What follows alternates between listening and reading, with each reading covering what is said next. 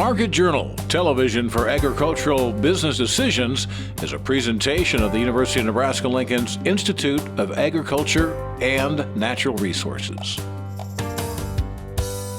Promotional support is provided by the Nebraska Farmer Magazine. Partial funding provided by the Nebraska Soybean Board. Well, thanks so much for joining us here on another episode of Market Journal. I'm Bryce Duskett.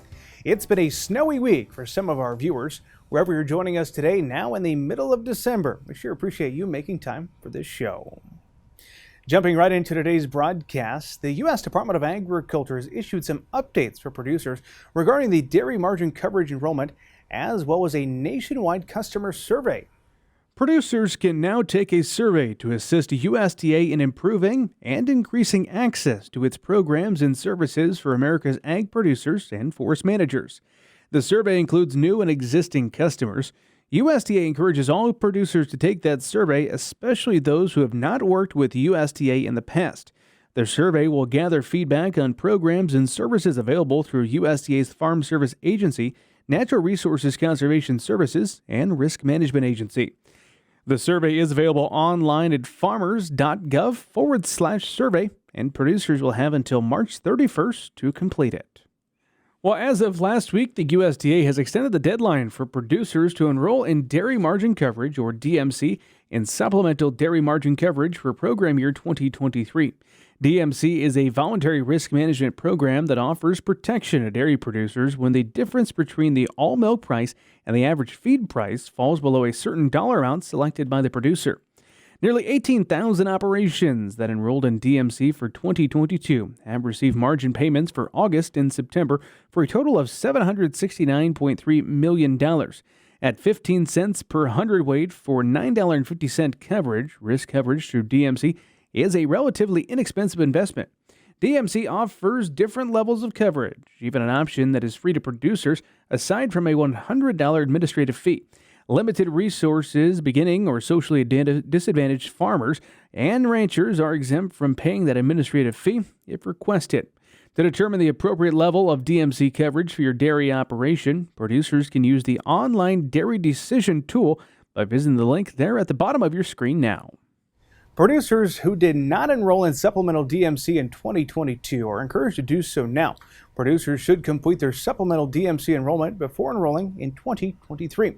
It's also important to note that producers will need to provide their 2019 actual milk marketings, which FSA uses to determine established production history. If you have any interest in either of these two programs, we've included informative links to both programs. You can find that on the Market Journal website. Moving on now, we look back to some of our coverage of this year's Husker Harvest Days out in Grand Island. Certainly a warmer time of year. At the show, we had the chance to catch up with the folks from Progressive Agriculture Foundation. They present the annual Progressive Agriculture Safety Day. It is the largest rural safety and health education program for children in North America. Market Journal's Mike Straub brings us more on this story.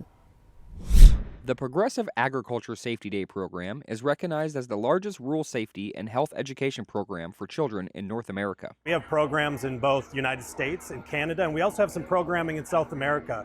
Our program started about 30 years ago, really focused on a need to try to keep kids safe. So our mission vision is about how do we keep kids safe, how do we keep them alive on farms. We know there's incidents, farms are working facilities, they're working places, but we also know that kids are being raised on farms. Kids are visiting farms and in some cases don't know the dangers that are there. And there have been incidents over the years. Statistics show us that on average, every 3 days, we have a child killed in an ag-related injury. And every day we have about 33 children injured. So our focus is how can we provide education to kids in rural communities to help them understand what the risks are, how they can stay safe, and hopefully keep more of these kids alive. Designed for kids ages 4 to 13, PAF Safety Day provides age-appropriate hands-on educational lessons, teaching kids about more than 30 safety and health topics. So our program is focused on kids ages 4 to 13, and we try to instill our safety messages and try to get that learning done through hands-on interactive activities. So all of our programming is focused on getting the kids active. We focus on curriculum in about 30 different topic areas, hands-on activities that the kids can learn by doing. The activities are focused on the appropriate safety message for that age group, what the most up-to-date safety message is for the topic, but then we want to make it fun and safe. If we can do that and make it a memorable experience for the kids, they're going to go home and want to talk about it. They're going to want to share what they did, what they learned. And we hear that so often, that the kids are going home, they're sharing with their parents, their grandparents, their siblings, their friends. And the exciting part is sometimes that leads to the calls coming back to us saying, my kid came home and said, I'm not doing this safe. What did you teach the kids at the safety day? And how can we do things at home to match what you're teaching all these children? Harvest season seems to be the most dangerous time around the farm. When everyone is on the same page about the safety measures needing to be followed, accidents and fatalities can be reduced greatly. So when we get into harvest season, there's a lot of things to consider. Number one is just truck traffic and traffic of equipment in general. We know we have a lot of trucks coming and going as we're delivering grain, we're going to the field, we're getting equipment ready. It's really being mindful and taking the time to slow down and really consider all the safety impacts and risks that are there as we're getting equipment ready, as we're moving equipment around, as we're loading and unloading grain.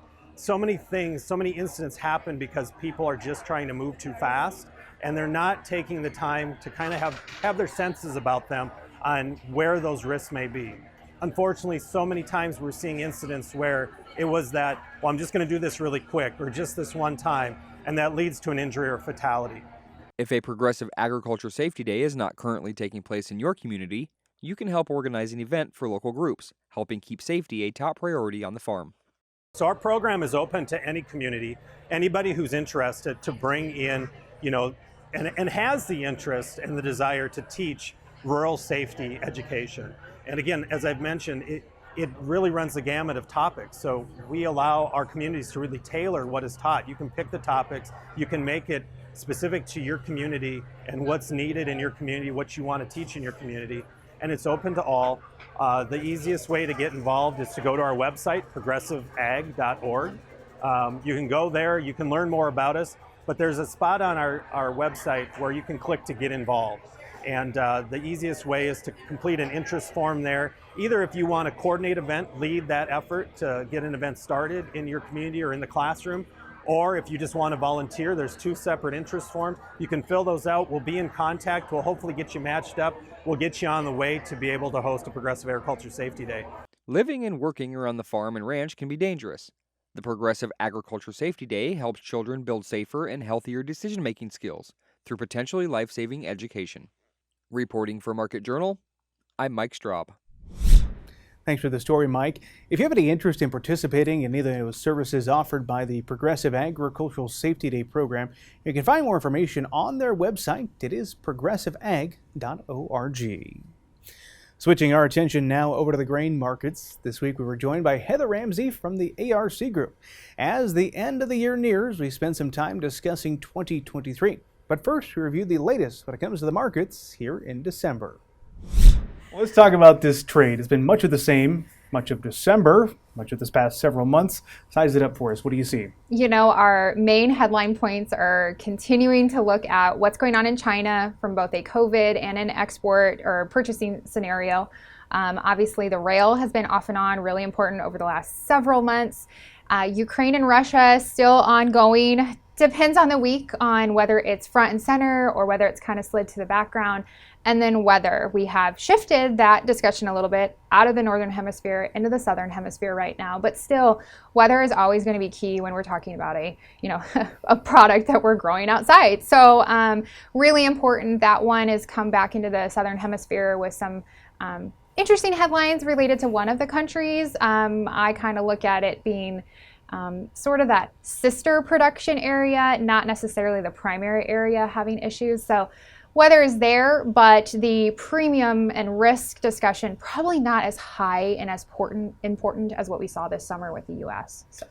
Well, the WASD typically draws a lot of attention, and a lot of times we see some movement in the markets because of it, but we had a WASD a week or so ago here. Not a lot of reaction to it. Really boring. from a market standpoint, we've gotten in the habit in our office anyways of kind of watching that market right at 11 o'clock. And the last few reports, it's been just off like a rocket one way or the other. And I actually kept refreshing the screen because nothing was happening. And so yeah, a very boring WASDE, which is what we normally see in this time of year. Now, a couple years ago, we had a shock and awe WASDE in November, and that really kind of threw us off.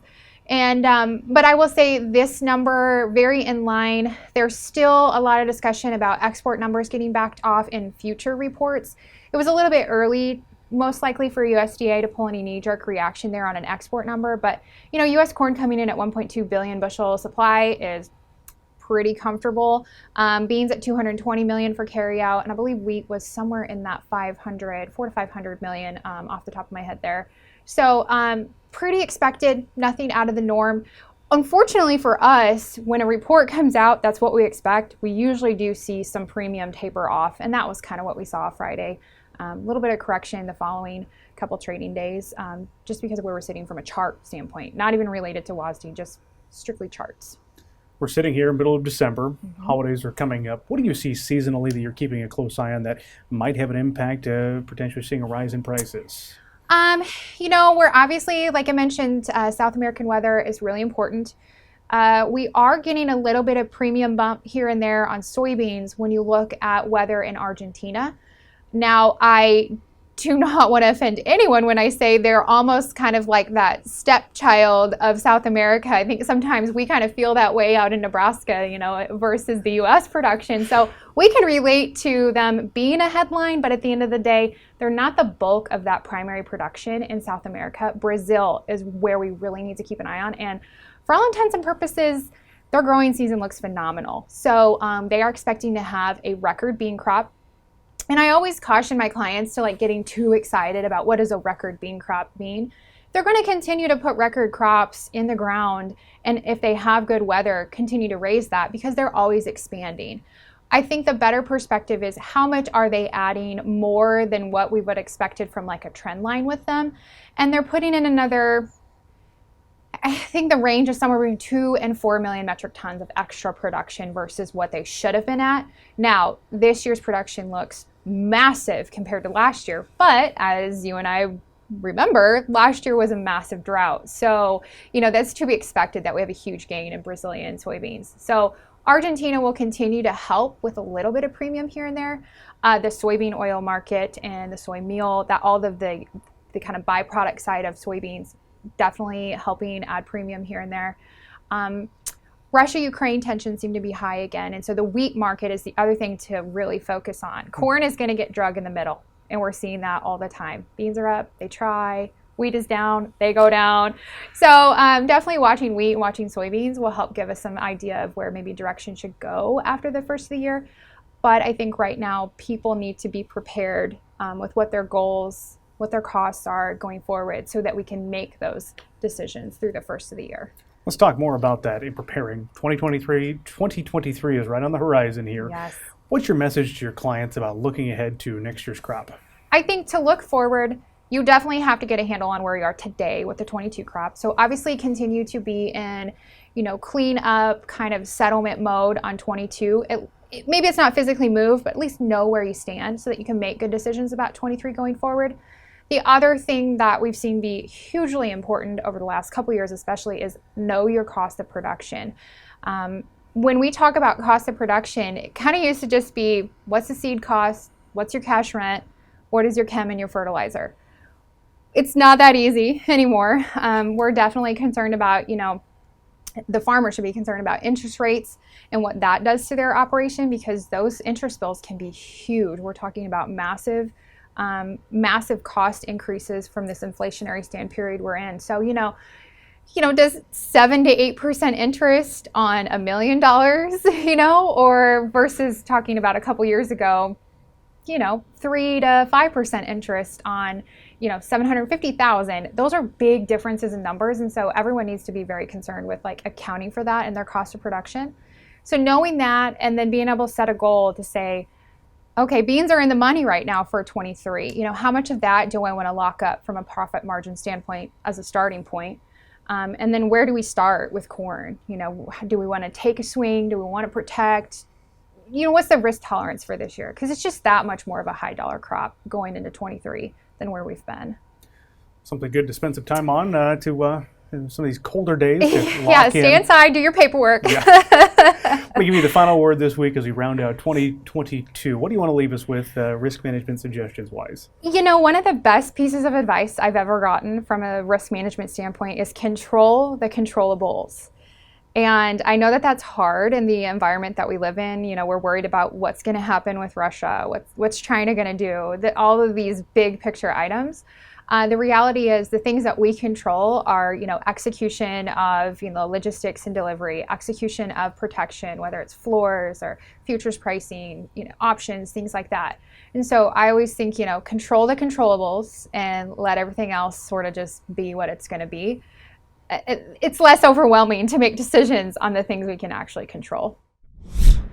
Thanks as always to Heather for taking the time to join us on this week's broadcast. Well, building demand for corn through ethanol production certainly helps farmers. The state of Nebraska has been part of a study over the past 2 years with the Environmental Protection Agency utilizing E30 biofuels in 50 state-owned vehicles. That study is to see if higher blends of fuel would perform well with conventional vehicles without any mechanical issues. E30 is not currently approved for use outside of flex fuel vehicles. Results of this phase 1 testing were positive, so the state of Nebraska expanded that test to now 825 state vehicles. You can read all about this unique study in the December issue of the Nebraska Farmer. Next is another edition of our Crop Talk segment. We're joined once again by Nebraska Extension plant pathologist Tamra Jackson-Ziems to discuss how Northern Corn Leaf Blight can impact your corn crop. Tamra, today we want to talk about Northern Corn Leaf Blight. What can you share about its status in Nebraska? Well, Northern Corn Leaf Blight is a disease that I think we saw a little more widespread this year across the state, and intermittently, you know, we've seen it before in the state, especially in northern Nebraska, but I think we saw it a little bit more widespread this year. And so this disease is caused by a fungus. It does overwinter like most of our pathogens do, and so if you've had it in your fields, you're likely to see it again. And if you're not sure, this is one that causes those large cigar-shaped lesions. They have rounded ends on them.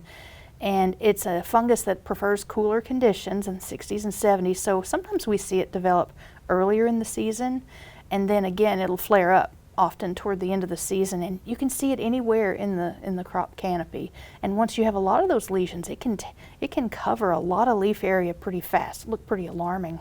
Talk more about what its characteristics look like. You mentioned long cigar shape, right? Yeah. So, you know, the first time you see it, maybe they're only an inch or two long, but eventually, you know, those will continue to expand across that leaf. And they can be, you know, a foot or more long. But what usually happens is you get several develop on a leaf. And if the weather is still really humid and you've got a lot of spores being produced, you can see in the very center of those cigar-shaped lesions, it looks dirty and dark.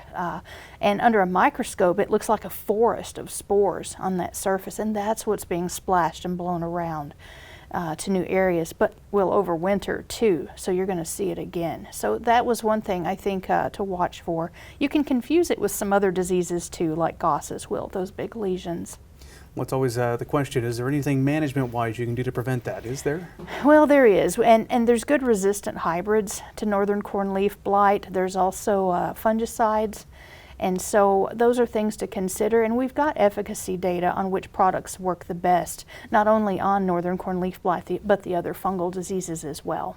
Well, when you come into the Market Journal set, Tamra, we always learn about new things out there that producers should be watching for. And I think it goes to show just the importance of scouting your fields during the growing season. Is there a particular suggestion on how often a producer should be doing that, or what are your thoughts there? Well, that's tough. You know, that's definitely something that I think is important, is let's get out and take a look, because often at the end of the season, we get a lot of questions from people with concerns saying, if my fields didn't yield like they should have. But I bet we might have been able to find it during the season and maybe been able to help then. The autopsies, we call them, at the end of the season are really difficult, and then it's usually too late. But, you know, depending on the conditions, there's always a pathogen that will take advantage of it, some of them liking warm or hot weather, some preferring the cooler weather. But in general, moisture is what favors most of these pathogens, and so you're at higher risk just having irrigation, and especially pivot irrigation because it keeps the canopy, the leaves inside that field wetter. And so for most diseases that we watch, it's usually mid to late summer. And so I think the things at higher risk, you'll start seeing bacterial leaf streak early on, like around June or so. But often if you're out there starting around tasseling, and after that, maybe late July, is when you often see a flare-up of gray leaf spot when we have higher humidity, because that fungus needs a lot of moisture. And so from then on to the end of the season, we are usually watching for rust. And we can give you some warning on where rust is, because that one does not overwinter. It blows in every year from the south. And we watch in the southern states where that disease is, and it helps us anticipate when or if it's going to move into Nebraska. And we've got tools to help with that. So if they watch Crop Watch and Twitter and the Crop Protection Network, I think it'll help them get a better handle on those. A lot of challenges out there, but as you're pointing out, there's a lot of resources too available for the producers. Tamra, appreciate your time today. Thank you so much. Thanks to Tamra for her time and expertise this week. If you'd like to learn more about Northern Corn Leaf Blight and your best plan of action to manage this disease, you'll find all the answers you're looking for online at cropwatch.unl.edu. What is the time of the program where I usually turn to Nebraska Extension Ag climatologist and Market Journal Chief Meteorologist Al Dutcher. We are going to do so here in a moment, but first, Al has some news to share. Well, Al, I teed it up to have a special announcement to make today. You're retiring. Yes. Congratulations. Thank you. Take us back to the beginning. How long have you been doing Market Journal? Since the inception? Since the inception, in fact, it was pre-inception of Market Journal. Dr. Kendricks started the program sort of as on a monthly basis, and back in those days we didn't have all the luxury of computer technology like we do now, so we started this with a camera sitting above the desk, and I would have my paper with my slides on it graphed out, and the camera would sit and look down at that as I had used my pointer, and then we would just kind of roll the paper. So technology's changed quite a bit and made life a lot easier over these last 20 years or plus that I've been here with Market Journal. Well, let's let our viewers know what you're going to be up to in retirement. What's that going to look like? A little hunting, fishing, what else? Yes, as some of the folks that have heard me talk and know that we do have a family orchard up there. When my dad passed away, I kind of took things over. It was pretty much an apple orchard. Over the years, those apple trees have come down and they've been replaced with stone fruits. So this spring, another 80 trees come in, well, 78, excuse me, so we'll bump it up 2. 78 more in the orchard, and that'll leave me with about another 12 that I wasn't able to get this year. So give me 190 trees. I think that's going to keep me busy for a while. And then, of course, we have some other fruits in the orchard, raspberries, strawberries, we'll be putting blueberries in. So I've got a lot of work ahead of me. I've had a lot of work ahead of me over the last 20 years trying to keep the orchard up. So now I can give it my full attention, and hopefully we'll start to develop some yields, because I'm going to tell folks that haven't heard me say this before. When you're in the fruit business, it's a lot rougher than being in the grain business. About 1 out of every 3 crops, you're just not going to get anything due to freezing conditions. So you better have some deep pockets, because I can tell you right now that I've had over 20 grand into this orchard and I still haven't only produced 1 profitable year.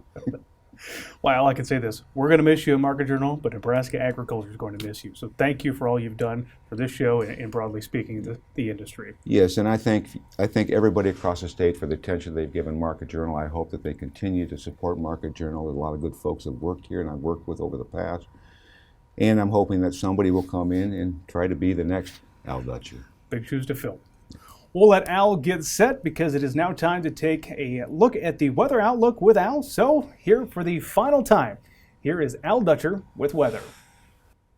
Well, thanks, Bryce. And before we get to what I want to get to the outlook for the next growing season, instead of just doing a weekly forecast, I want to bring you up to date to some extent on where we stand in terms of this recent precipitation event. Very significant snowfall across western Nebraska. Of course, we anticipated that with the blizzard conditions.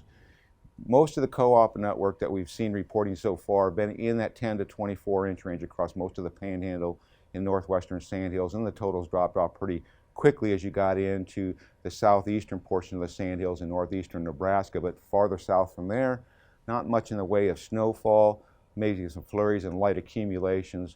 Most of it came in the form of rainfall.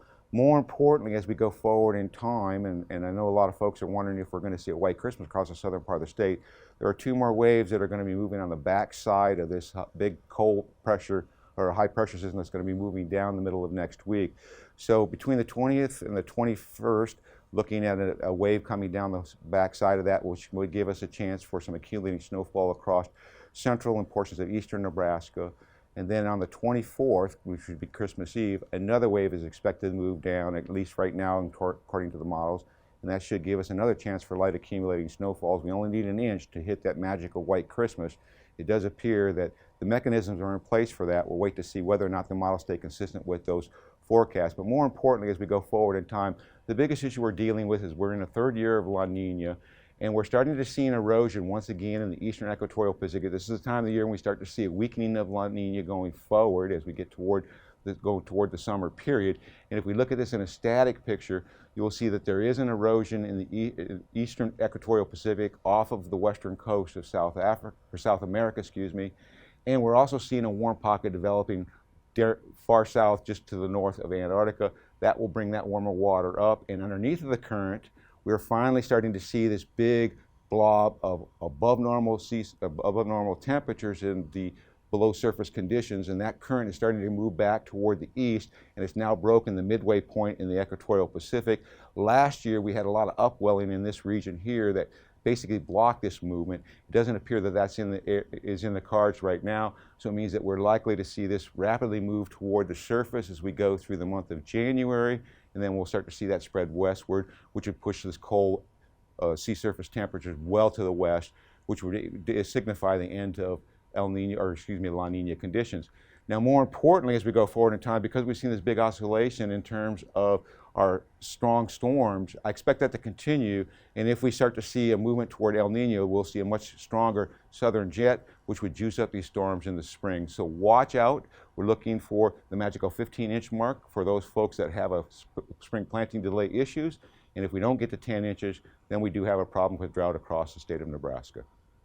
Thank you, Al, for that final update. Before we do go, I want to invite you, our viewers, to head over to the Market Journal social media pages to join us in congratulating Al Dutcher on his retirement.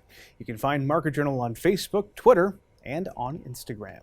That is all the time we have for this week's broadcast. We hope to see you back here next time. Until then, I'm Bryce Tuskett, wishing you a safe and productive week. Join Market Journal online at marketjournal.unl.edu. You can also follow us on Twitter, Instagram, and Facebook. Promotional support is provided by the Nebraska Farmer Magazine. Partial funding provided by the Nebraska Soybean Board.